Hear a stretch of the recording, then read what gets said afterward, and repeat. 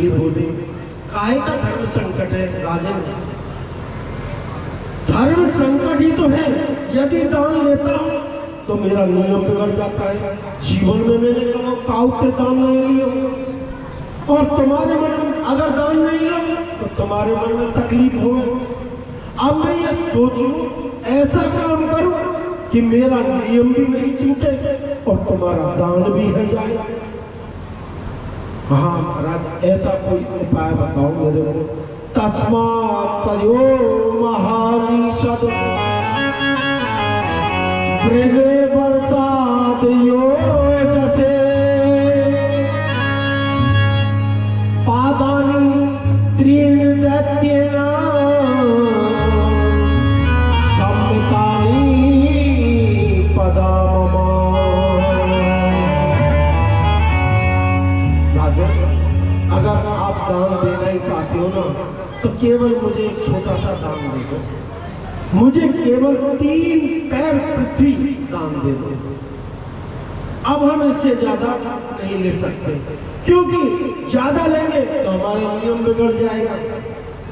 इसलिए दान देने में तुम्हें भी तकलीफ नहीं होगी और मुझे दान देने में भी तकलीफ नहीं होगी। बलि राजा जोर से हंसने लगा। एक बात कहूं पंडित जी, बुरा ना मानो तो, आप रहे बामन के बामन, मांगना भी नहीं आता, केवल 3 पैर धरती। मेरे जैसे त्रिलोकी नाथ से आकर मांगा, जो भी 3 पैर धरती।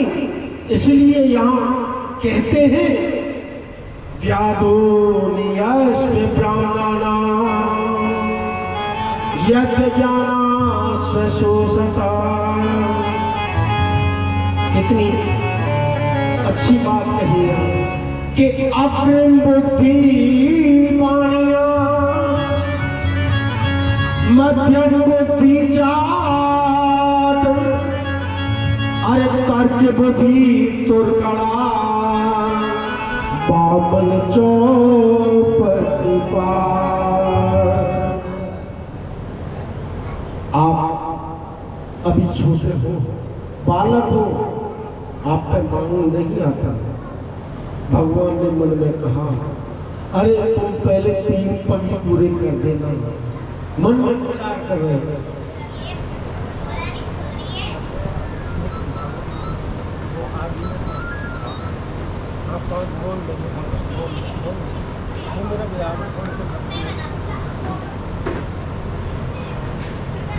तुम मेरी 3 पग धरती तो पूरी कर दो। बड़े बनते हो राजा, मन में विचार कर रहे हैं पावन भगवान। ब्राह्मण रूपी पालनाय इमा 3 पदानि च पृथ्वी अहम समर्पये बलिवाचा निशोष्यते। कितनी सुंदर बात कही है। भगवान बलि बोले, लो कर लो बात। 3.5 बिलियन जमीन मांग रहे हैं मेरे से। आप 3 पैर, क्या होगा 3 पैर से? जहां यचितो उच्चती जातियातः मम मान यदा कृष्ण वादिताया पृथ्वी त्वमात्र लालोक्या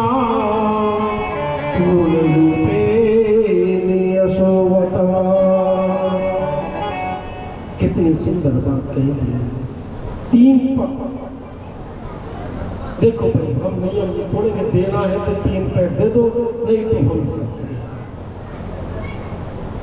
आप बलि महाराज से हाथ जोड़ करके संकल्प लेना चाहा कि ले लीजिए महाराज, आप नाप लीजिए, कहीं से भी नाप लो, आपको 3 पग धरती चाहिए। तो बामन भगवान बोले, ऐसे थोड़ी, हम ऐसे थोड़ी लेते हैं। पहले संकल्प करिए, संकल्प करोगे तभी तो हम दान लेंगे, ऐसे थोड़ी ले लेंगे। भाई आज तुमने हमें दान दे दिया और कल वापस मांग ली, तो ये थोड़ी सोचने की बात है ना। तो देखिए, एक बात और कहूँ, थोड़ा सा विराम देते हैं अपन यहाँ कथा। देखिए मैं कर रहा हूँ। है एक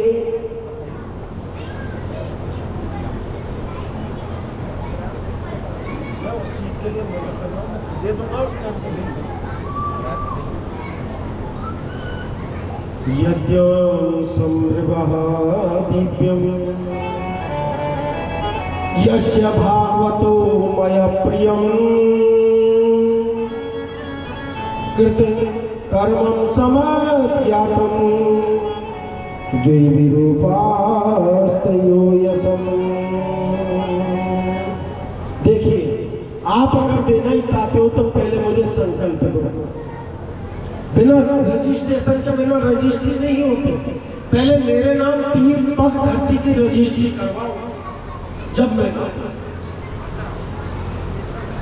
शुक्राचार्य जी को इस बात का पता लगा, क्यों बलीर वामन जब बात कर रहे थे तो शुक्राचार्य जी की नजर उनकी बातों पर थी, और जब शुक्राचार्य ने ध्यान लगाकर देखा तो अरे ये क्या, ये तो साक्षात विष्णु है, साक्षात नारायण है। लेकिन बलि ने जल लिया गंगा सागर से। गंगा सागर लेने के लिए गए तो यहाँ शुक्राचार्य बलि का हाथ पकड़ कर ले गए। जैसे ही उन्होंने गंगा सागर संकल्प के लिए लिया तो हाथ पकड़ कर ले गए और बोले, राजन अरे ये बामन नहीं है, ये तो त्रेपल है, इसके चक्कर में तुम्हें पढ़ने की जरूरत नहीं है बलि। कौन है गुरुदेव? ये एक मेरे चलो साक्षात भगवान विष्णु रचते कश्यपाद गिरिर्जातो देवानां कार्य साधके। बलि महाराज तुम्हें पता नहीं है, ये साक्षात विष्णु है, देवताओं की कार्य सिद्धि के लिए यहाँ बामन का रूप लेकर के आए हैं।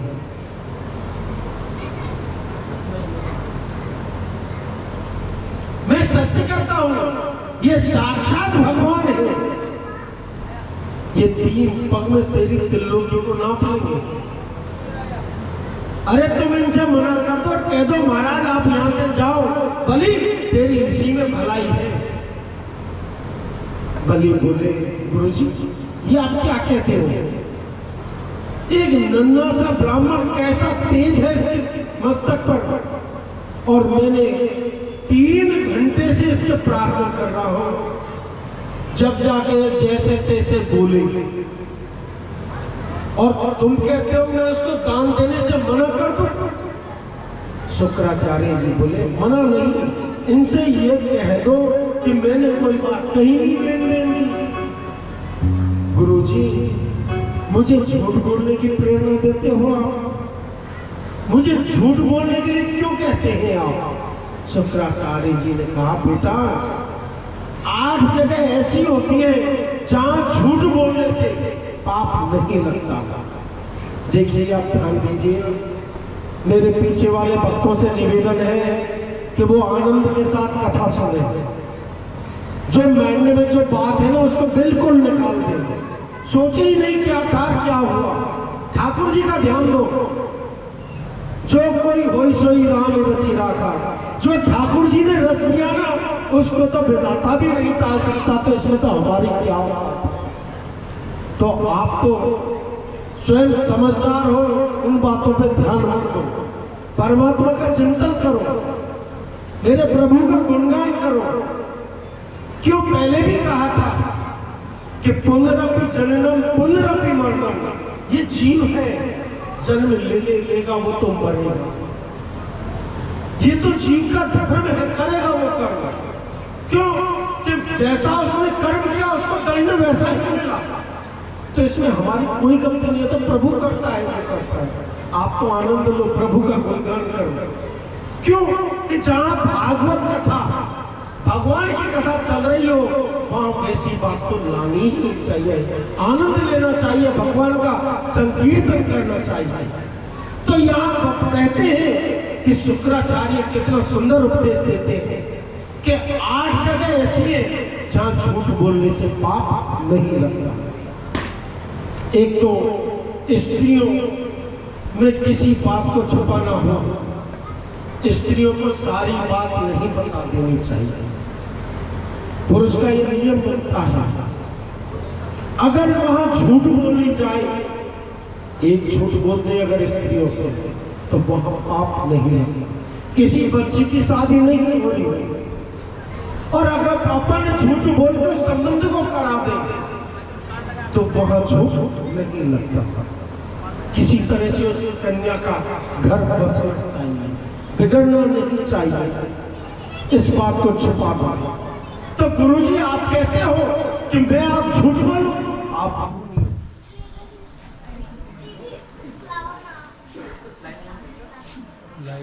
लाइट आ रही है, लाइट आ रही है।